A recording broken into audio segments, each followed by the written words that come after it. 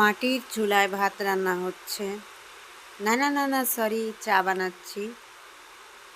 আপনি যতই পড়াশোনা করুন আর যাই করুন, আপনি যদি মেয়ে হন আপনাকে কিন্তু রান্নাবান্নার পার্টটা দেখতেই হবে। এটাই হচ্ছে আমাদের জীবনের সত্যতা। অনেক টাকা পয়সা হলে কি হয়, বাটা লাগে না, কোটা লাগে না, ধোয়া লাগে না, কিন্তু রান্না কিন্তু করাই লাগে। রান্নার দায়িত্ব আমরা চাইলেও এড়াতে পারি না। এটাই হচ্ছে কঠিন বাস্তবতা। আমিও রান্নার দায়িত্ব এড়াতে পারলাম না। চা করব, নিজের জন্য যে চা করছি, চা খাবো। এখন সন্ধ্যা লেগে গেছে, এই চা খেয়ে একটু পড়াশোনা করব।